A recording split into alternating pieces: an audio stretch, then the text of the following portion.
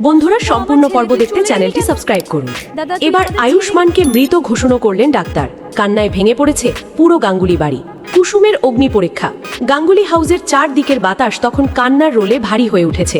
হসপিটালের সাদা বিছানায় শুয়ে থাকা ক্ষত বিক্ষত দেহটাকে পরীক্ষা করে ডাক্তার যখন গম্ভীর মুখে ঘোষণা করলেন যে আয়ুষ্মান আর এই পৃথিবীতে নেই, ঠিক তখনই পুরো গাঙ্গুলি বাড়িতে যেন এক মস্ত বড় বজ্রপাত হলো। সব শেষ হয়ে গেল। ডাক্তারের এই একটি মাত্র কথায় ইন্দ্রাণী গাঙ্গুলি থেকে শুরু করে পরিবারের প্রত্যেকে কান্নায় ভেঙে পড়লেন। চারদিকে শুধু হাহাকার আর চিৎকার। কিন্তু এই তীব্র শোকের মাতমের মাঝেও একজন পাথর হয়ে দাঁড়িয়েছিল, সে কুসুম। আয়ুষ্মানের তথাকথিত লাশ নিজের চোখের সামনে দেখার সত্ত্বেও এবার কোনো মতে আয়ুষ্মান যে মৃত সেটা মেনে নিতে পারছে না কুসুম। তার ভেতরের অন্তরাত্মা চিৎকার করে বলছিল এই নিথর দেহটা আর যাই হোক তার ভালোবাসার মানুষের হতে পারে না। কুসুম যখন হসপিটালের করিডোরে দেওয়ালে মাথা ঠুকে কান্নায় ভেঙে পড়ছিল, অথচ মনে মনে এই মৃত্যুকে কোনোভাবে বিশ্বাস করতে পারছিল না, ঠিক সেই মুহূর্তে তার বাবা শঙ্কর এগিয়ে আসেন। শঙ্কর কুসুমের মাথায় হাত রেখে কাঁদতে কাঁদতে বলতে থাকেন, মারে, তোর কপালে শেষ পর্যন্ত এতটুকু সুখ সইল না রে। তুই তো কোনো মতে নিজের সিঁথির সিঁদুরটুকু রক্ষা করতে পারলি না, বরঞ্চ তোর শ্বশুর বাড়িতে তোর দুটো দিনও এই বাড়ির বউ হয়ে থাকার সে অধিকারটুকু তুই ফলাতে পারলি না। তার আগেই তোর স্বামী তোকে ছেড়ে এত দূরে চলে গেল। এখন তুই এই পিতৃহীন সন্তানকে নিয়ে কিভাবে বাঁচবি মা? বাবার এই সান্ত্বনা কুসুমের বুকের তীরের মতো বিঁধল। সে ছিটকে সরে গিয়ে বলে, খবরদার বাবা, ছোট সাহেব পৃথিবী ছেড়ে চলে গিয়েছেন এই সমস্ত নোংরা কথাবার্তা আর 4-5টা সাধারণ মানুষ বললেও তোমার মুখ থেকে অন্তত আমি শুনতে চাই না। তুমি তো আমার সবচেয়ে কাছের মানুষ বাবা, তুমিও ওদের মতো অন্ধ হয়ে গেলে? আরে তুমি বুঝতে পারছো না যে আমি কেন এত জোর দিয়ে দাবি করে বলছি যে এটা ছোট সাহেবের লাশ হতেই পারে না?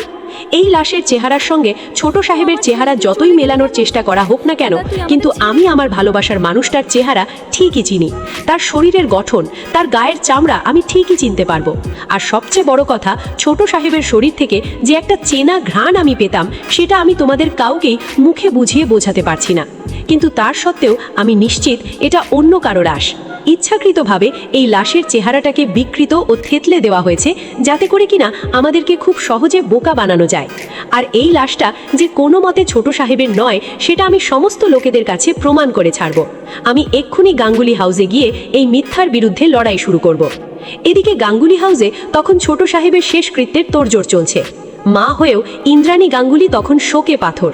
চোখের জল মুছতে মুছতে ইন্দ্রাণী দেবী যখন বলতে থাকেন, ঈশান যে চলে গিয়েছে সেই শোক করতে করতে আর যাই হোক না কেন আমাদের রীতিনীতি তো থেমে থাকতে পারে না। আয়ুষের আত্মার শান্তি কামনা করার জন্য ওর শেষকৃত্য আমাদের যত দ্রুত সম্ভব সম্পন্ন করতে হবে। ওকে শ্মশান ঘাটে নিয়ে যাওয়ার ব্যবস্থা করো তোমরা। ঠিক সেই সময় সেখানে ঝড়ের বেগে এসে কুসুম বাধা দিয়ে দাঁড়িয়ে যায়। সে চিতার খাটিয়া আগলে ধরে বলতে থাকে, 1 মিনিট দেবীমা, আপনি মায়ের জাত। আমি আজ আপনার কাছে একটা বড় প্রশ্ন করছি। আপনি তো 10 মাস 10 দিন ছোট সাহেবকে নিজের গর্ভে ধারণ করেছেন, নিজের রক্ত খাইয়ে বড় করেছেন।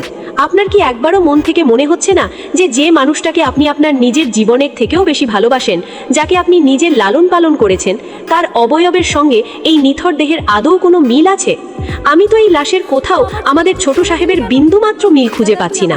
আমি ছোট সাহেবকে মাত্র কতদিন ধরে চিনি, কিন্তু তার থেকেও কয়েকটা বছর বেশি আপনি চেনেন আপনার সন্তানকে। অথচ আজ আপনি মা হয়ে নিজের সন্তানকে চিনতে পারছেন না।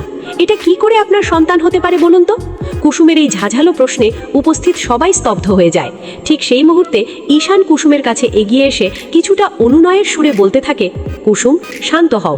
যেখানে ডাক্তার থেকে শুরু করে পরিবারের সবাই বলছে যে এটা ভাইয়েরই লাশ, সেখানে তুমি একা কেন এ সমস্ত কিছু নিয়ে মানতে নারাজ হচ্ছ? কেন শুধু শুধু কষ্ট বাড়াচ্ছ? আমি সেটাই বুঝতে পারছি না। ঈশানের কথার পিঠে কুসুম আরও তীব্রভাবে গর্জে উঠে বলতে থাকে, নারাজ হচ্ছি এই কারণে ঈশান সাহেব, কারণ আমার দীর্ঘ বিশ্বাস যে এটা ছোট সাহেবের লাশ নয়। এটা রীতিমতো আমাদের সবাইকে বোকা বানানোর জন্য এবং তদন্তের মোড় ঘুরিয়ে দেওয়ার জন্য একটা নোংরা চক্রান্ত করা হচ্ছে।